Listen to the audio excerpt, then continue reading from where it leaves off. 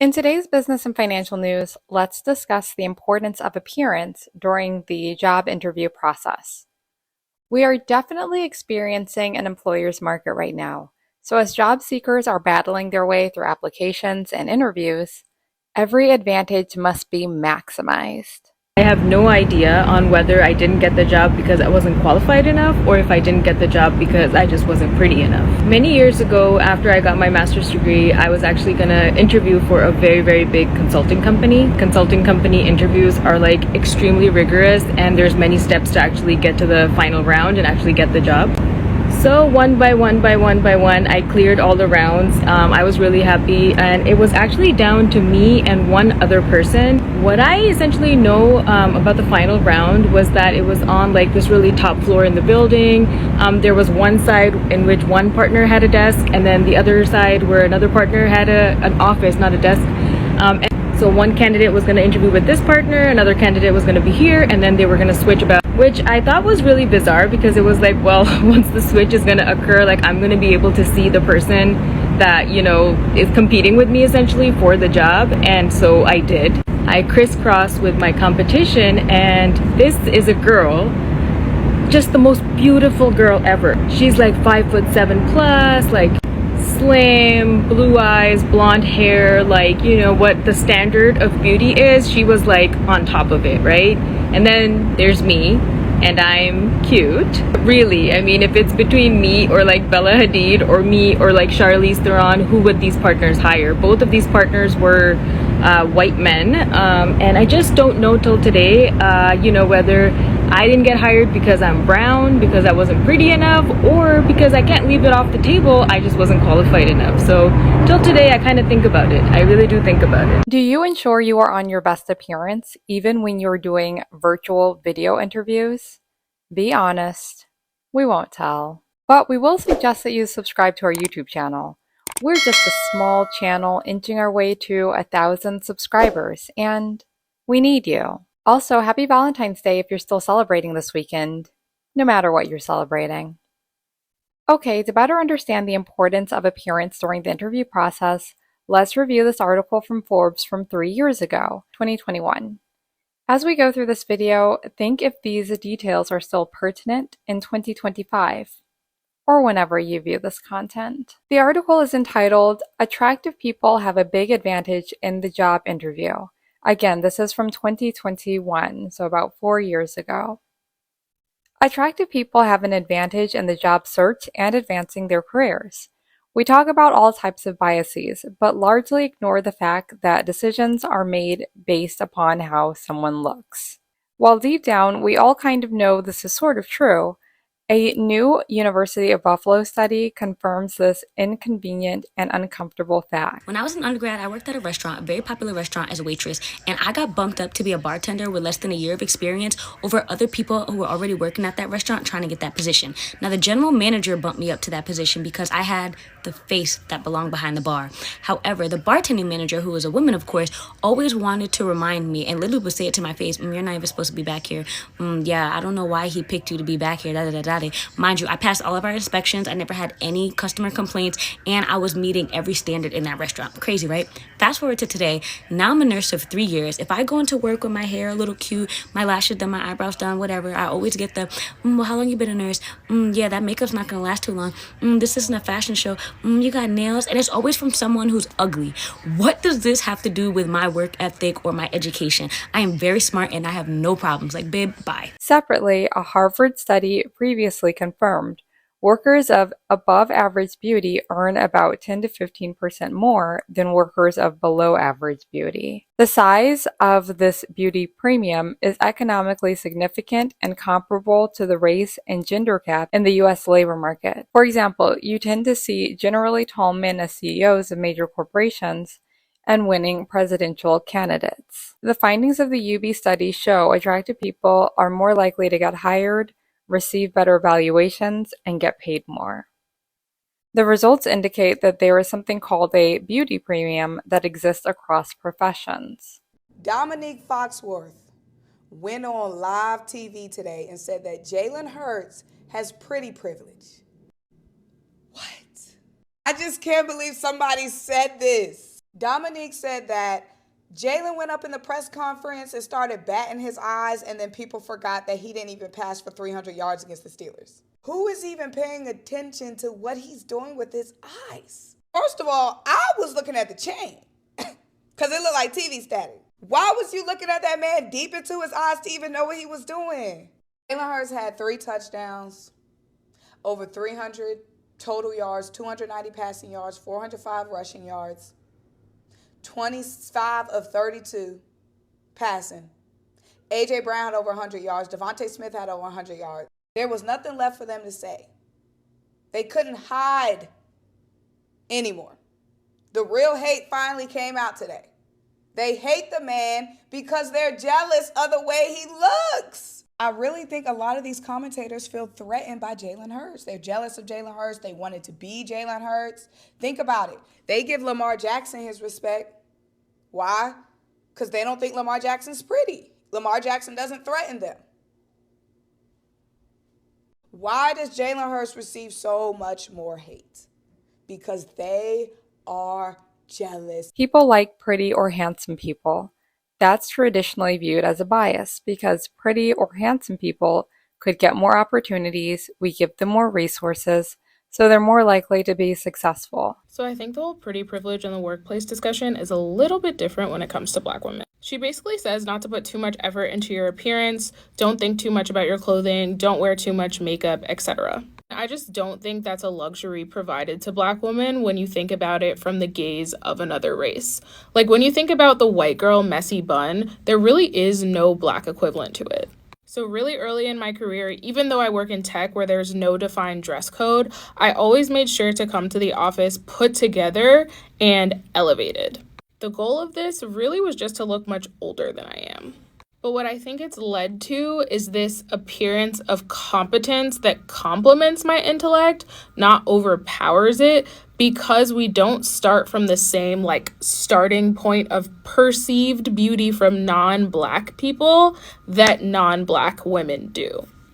I want to be very clear. I am not saying that Black women are not as beautiful as other races of women. I'm talking about societal beauty standards. So in this creator that I'm stitching's video, she basically says that if you do too much at work, you wear too much makeup, your clothes are too nice, people are going to focus on that beauty instead of your intellect. But what I think that additional elevation does for Black women is actually bring us to the same level of perceived attractiveness as women of other races. So we're moving from being either invisible or looked down upon to being equal as a woman of another race who has not done too much. And then from a senior leader perspective, what I think this creates the appearance of is okay, this girl's really gotten with the program. I can really pour into her and invest in her as a leader and mentor. I'm going to feel better about myself because I'm mentoring a young Black woman, and she is going to do better and contribute to the company because I've seen by her appearance that she's not going to be out here looking like other Black women do. So I definitely don't think you should do anything to stand out from a fashion or beauty perspective, don't wear a bunch of multicolored makeup or don't wear clothes that are really loud. But I do think that elevating yourself one level up from what other people wear will always help you, especially if you're a Black woman. Being good looking really does pay off, as decades of research have shown that attractive individuals are more likely to get ahead in their careers. There's also a related feature. Attractive people know that they possess good looks and capture the attention of people. They believe that they have more attributes in addition to their looks that make them smarter and more capable. They have a certain aura around them. This swagger leads to favorable career outcomes. Being attractive always works in your favor until you rely too much on the attractiveness and do not work on your social skills, how you come across, how you make others feel in your presence. Being pretty or attractiveness is just a tool, just like competency is. But unlike competency, beauty is something that people see right away. So yes, it does work in your favor because when you're beautiful, people feel pleasant. And when they feel pleasant because of you, then they're going to be more open to you, meaning you've got their attention. So now the second thing that you have to do after you have the attention is to retain it. This is where most people don't do so well, because just looks alone is not gonna carry you. Now you gotta demonstrate professionalism and competency, and a certain level of humbleness too, where at a point now you're no longer relying on your looks. Beauty is just one privilege, one tool that can help you if you know how to use it. Data from 300 video interview elevator pitches indicate that attractive individuals had a greater sense of power than their less attractive counterparts and exhibited a more effective nonverbal presence, which ultimately led to higher managerial ratings of their higher ability. You don't have to worry if you're unattractive. Here's how you can increase your attractiveness in an interview to enhance and elevate your career. Visual tips for success. In a video or in-person interview, you want to dress the part for the role. Find out the corporate culture and dress accordingly. Wear attire that is slightly above the role you're interviewing for to make the subtle impression that you're the right fit. I went and it's a friend of a friend. He owns this place. And I asked him like, hey, like, I need a job. Like, are you guys hiring? Whatever. He was like, yeah, we're hiring, but I'm not hiring you. I said, okay, so what, you never even gave me an interview. Like, why won't you hire me? He's like, well, I saw you come into this establishment probably like a week or so ago, maybe 2 weeks ago, and you were wearing a blue dress, right? I'm like, yeah, that's me. Like, I was like, I think so. Like, I didn't remember at first. It's like, no, not me. I don't really wear the color blue. He was like, it was a blue long dress.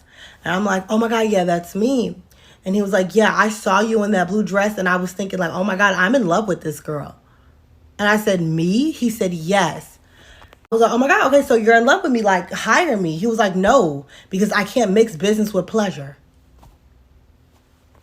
So you can't work here. The likability factor. In addition to looks, hiring decisions are also based upon likability. An applicant may hold all the necessary required skills, but come across as conceited or arrogant. The boss is human and most likely wants to work with someone who will make their life easier and could forge a comfortable rapport with their direct report. To demonstrate likability, you need to be genuinely interested in other people.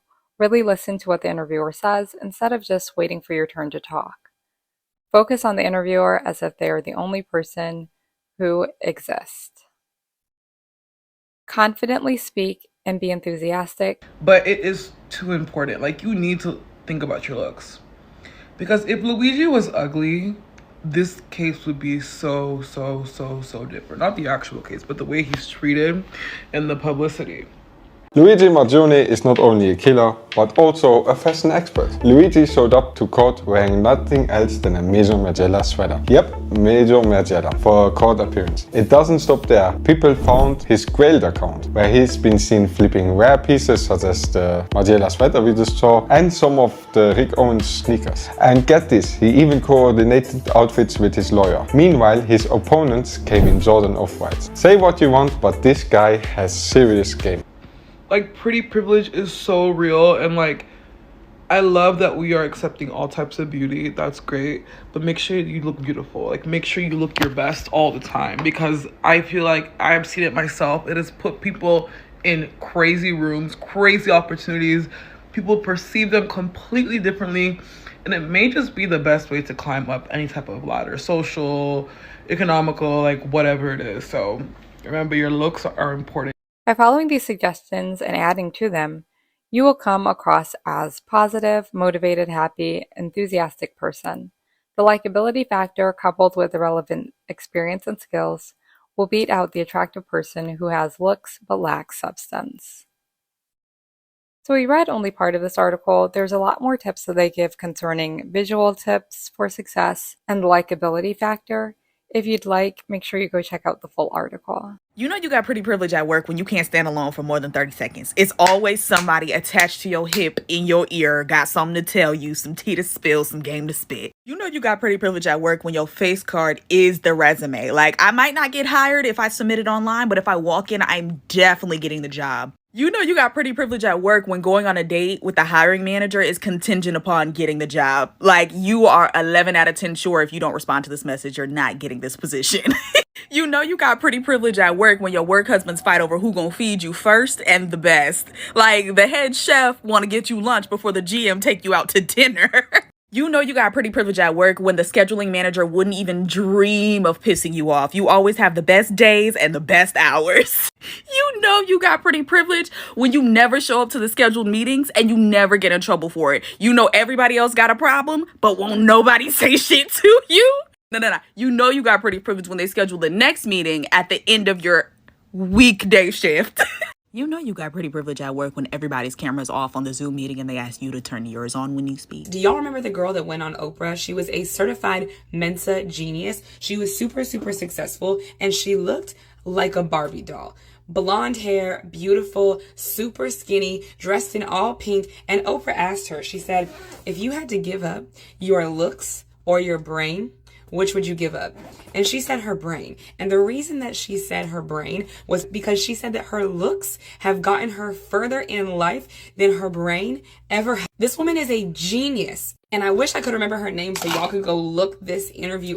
But humans are programmed to like people that we think are attractive. This is simple science. This is biology. This is a unconscious bias that we cannot control. If someone is attractive, you are more likely to like them and you are more likely to trust them. Now, there are some people who are so strikingly beautiful that they can just get on the internet, post a video of themselves basically standing there and get famous and rich. But that is really the only type of pretty privilege that you either have to be born into or pay a lot of money to have surgery to get. But your standard everyday pretty privilege of people just liking you because of the way you look is accessible to pretty much everybody. And the sooner you realize that and embrace that, the sooner you can take advantage of it. So, what do you think? Do you present your best self during job interviews?